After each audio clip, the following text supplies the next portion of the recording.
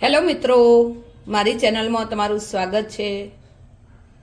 આજે આપણે સ્પાઇસી અને સ્વાદમાં સરસ એવું સૂકા લસણની કઢીનું શાક બનાવીશું।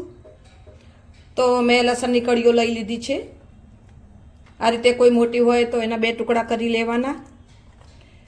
આ શાક એટલું સ્વાદમાં સરસ લાગે છે અને સ્પાઇસી પણ થાય છે।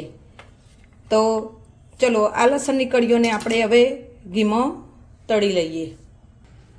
ઘી હવે ગરમ થઈ ગયું છે તો એમાં લસણ નાખી દઈશું અને આને થોડું ગોલ્ડન થાય ત્યાં સુધી તળી લઈશું। મિત્રો, ભૂખ બરાબર લાગી હોય અને ચટપટું મસ્ત સ્પાઇસી ખાવા મળે તો મજા પડી જાય। આ શાક એટલું મસ્ત સ્વાદમાં લાગે છે।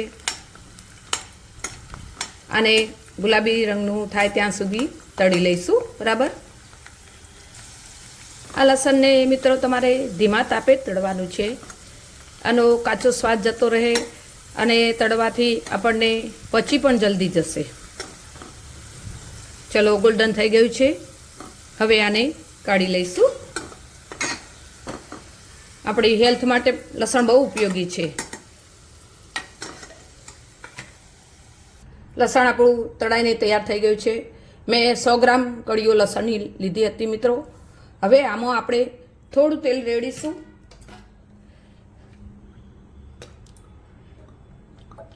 બે ટેબલસ્પૂન જેટલું તેલ રેડીશું અને ઘી બંને થઈને વઘાર કરીશું।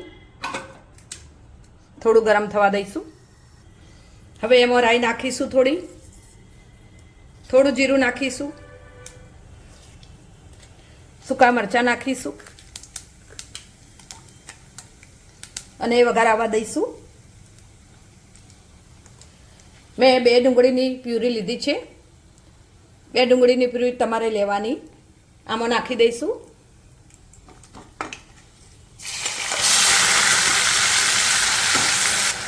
થોડો કાચો સ્વાદ એનો જતો રહે ત્યાં સુધી એને ચડવીશું। ડુંગળી હવે ગોલ્ડન બ્રાઉન કલરની થઈ ગઈ છે તો મેં 2 ટમેટાની પ્યુરી કરી લીધી છે તો આમાં નાખી દઈશું।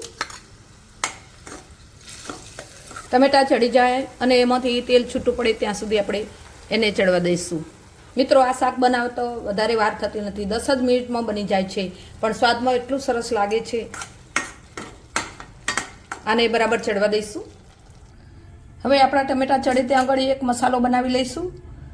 અડધી ટીસ્પૂન હળદર લઈશું, 2 ટેબલસ્પૂન લાલ મરચું લઈશું, ધાણા જીરું 1 ટેબલસ્પૂન લઈશું, કાશ્મીરી મરચું 1 ટેબલસ્પૂન લઈશું અને આ એક પેસ્ટ બનાવી દઈશું। થોડું પાણી રેડીશું અને આને બધું મિક્સ કરી અને એક પેસ્ટ બનાવી લઈએ। આ રીતે પેસ્ટ બનાવીને આપણે શાકમાં નાખીશું તો મસાલો બળશે નહીં અને સ્વાદ પણ સારો આવશે। આ રીતે પેસ્ટ બનાવી અને ટમેટા અને ડુંગળી ચડશે એટલે આમાં નાખી દઈશું।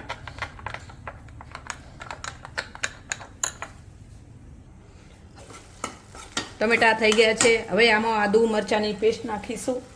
મેં 2-3 મરચાં લીધા છે, એક આદુનો ટુકડો લઈ અને એની પેસ્ટ બનાવી લીધી છે। આને થોડું ચડવા દઈશું। ચલો, ટમેટા અને ડુંગળી ચડી ગઈ છે તો એમાં જે આપણે પેસ્ટ બનાવી તે નાખી દઈશું।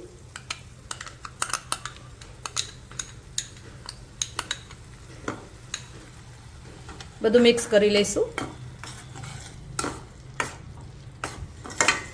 મધ્યમ આંચ રાખીશું ગેસની અને આ મસાલો બરાબર ચડવા દઈશું।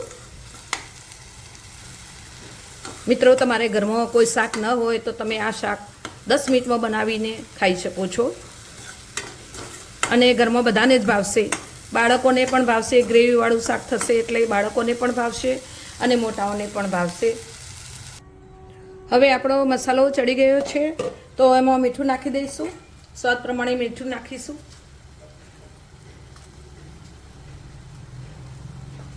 અને લસણ નાખી દઈશું।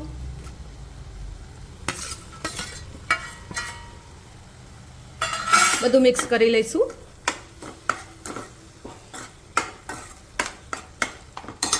અને મિત્રો, એમાં થોડો ગોળ નાખીશું સ્વાદને બેલેન્સ કરવા માટે। કસૂરી મેથી મેં 1 ચમચી લીધી છે, ગરમ મસાલો લીધો છે 1/2 ટીસ્પૂન અને 1/2 ટીસ્પૂન જીરાનો પાવડર લીધો છે. એ બધું આમાં નાખી દઈશું. બધું મિક્સ કરી અને થોડું પાણી રેડીશું.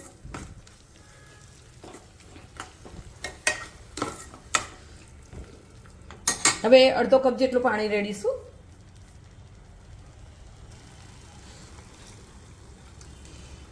બધું મિક્સ કરી લઈશું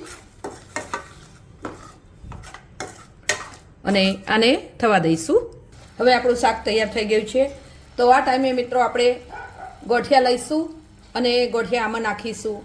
તમારે ગોઠિયા નથી તો ઝીણી સેવ હોય તો પણ નાખી શકો છો.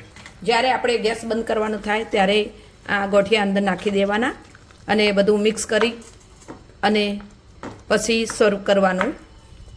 કેટલું સુંદર દેખાઈ રહ્યું છે.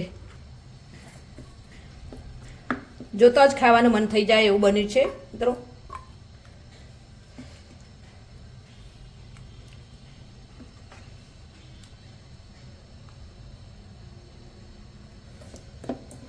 મિત્રો તમને મારો વિડીયો ગમે હોય તો મારા વિડીયોને લાઈક કરશો અને મારી ચેનલ હજુ સબસ્ક્રાઈબ નથી કરી તો કરી લેશો. અને તમને જો આ વિડીયો ગમે હોય તો તમે પણ આ રીતે શાક બનાવજો અને પરિવારને ખવડાવજો.